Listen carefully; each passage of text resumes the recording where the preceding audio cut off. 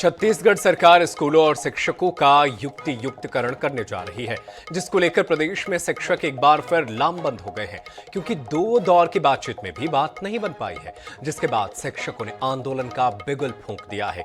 तो दूसरी तरफ एडवोकेट जनरल के माध्यम से राज्य सरकार ने हाईकोर्ट में कैविएट दायर किया है, ताकि शासन के फैसले के खिलाफ न्यायालय में प्रकरण आने पर शासन का भी पक्ष सुना जाए। ऐसे में सरकार और शिक्षक आमने सामने हैं और दांव पर लगा है नौनिहालों का भविष्य। देखिए इस रिपोर्ट में।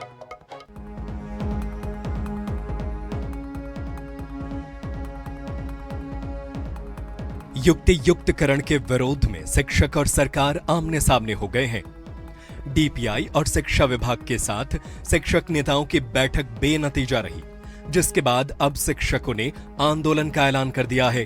दरअसल कर्मचारी अधिकारी फेडरेशन ने मंगलवार को युक्ति युक्तकरण के विरोध में मुख्य सचिव और शिक्षा सचिव को ज्ञापन सौंपा था। ज्ञापन में 16 सितंबर को धरना और रैली के आयोजन की जानकारी दी गई थी। इसके तुरंत बाद सरकार ने शिक्षक संगठनों को चर्चा के लिए बुलाया। शिक्षक संगठन प्राथमिक और माध्यमिक शालाओं को एक साथ मर्ज करने के फैसले का विरोध कर रहे हैं। उनकी मांग है कि साल 2018 के सेटअप के अनुसार शिक्षकों की संख्या को बिना किसी बदलाव के बनाए रखा जाए। मांगे पूरी नहीं होने पर शिक्षक संघ ने अनिश्चितकालीन हड़ताल पर जाने की चेतावनी दी है। क्या है युक्ति युक्तकरण? युक्ति युक्तकरण एक शैक्षिक प्रबंधन प्रक्रिया है। विद्यालयों के संगठनात्मक ढांचे में होता है बदलाव। स्कूलों के आकार संरचना में किया जाता है बदलाव।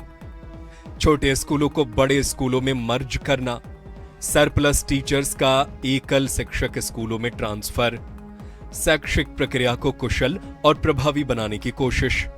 युक्ति युक्तिकरण की जो खामियां हैं उसको दूर किया जाए। 2008 के सेटअप से किसी भी प्रकार का छेड़छाड़ ना किया जाए और यदि प्रदेश में जो हजारों पद जो है प्राचार्य के, व्याख्याता के, मिडिल एचएम के, शिक्षक के जो रिक्त हैं उनको यदि पदोन्नत किया जाता है तो बहुत हद तक जो युक्ति युक्तिकरण की जो है उससे हम बच सकते हैं। और अतिशय शिक्षकों की जहाँ तक बात है तो अतिशय शिक्षक जो है शहरों में जो सेटअप के विरुद्ध हैं उनको जरूर युक्ति युक्तिकरण के दायरे में यदि सरकार लाती है, उसका शिक्षक पंचायत संघर्ष समिति विरोध नहीं करता है। लेकिन जो शिक्षक जैसे कॉमर्स के शिक्षक को नए जब भी स्कूल जो खुल रहे हैं वहाँ पर एक पद कम कर दिया गया है, संस्कृत विषय का पद कम कर दिया गया और साथ ही साथ हमारा ये भी मांग वहाँ था कि जो लैंग्वेज के शिक्षक हैं, हिंदी हैं, अंग्रेजी हैं, उनको भी जो सेटअप के अनुसार जो पुराना सेटअप था हायर सेकेंडरी स्कूल में एक प्राचार्य और 11 व्याख्याता का, उसको जो 9 कर दिया गया उसमें भी हमने विरोध किया है कि जिस जैसे जैसे छात्रों की संख्या उस हिसाब से उसको बढ़ाया जाए।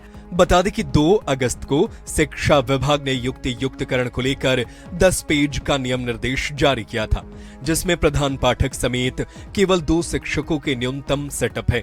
इधर सरकार ने नियम निर्देश जारी करने के साथ ही हाईकोर्ट में कैविएट दायर किया है, ताकि शासन के फैसले के खिलाफ न्यायालय में प्रकरण आने पर शासन का भी पक्ष सुना जाए। वहीं इस पर मंत्री रामविचार नेताम का बयान भी सामने आया है। मंत्री का कहना है कि युक्ति युक्तकरण पर जल्द ही सही निर्णय लिया जाएगा, सभी के साथ न्याय होगा। सबके साथ न्याय होगा, हमारे सरकार सबके साथ न्याय करने वाली। बहरहाल युक्ति युक्तकरण को लेकर विवाद थमने का नाम नहीं ले रहा है। शिक्षक हल्ला बोल की तैयारी में है, लेकिन सवाल उन बच्चों के भविष्य का है जो महज एक शिक्षक के भरोसे पढ़ाई करते हैं, या फिर उन स्कूलों का है जहां शिक्षक ही नहीं है। ऐसे में टीचर्स का ये रुख कितना जायज है, ये सोचने वाली बात है। दामिनी बंजारे, INS 24/7, रायपुर।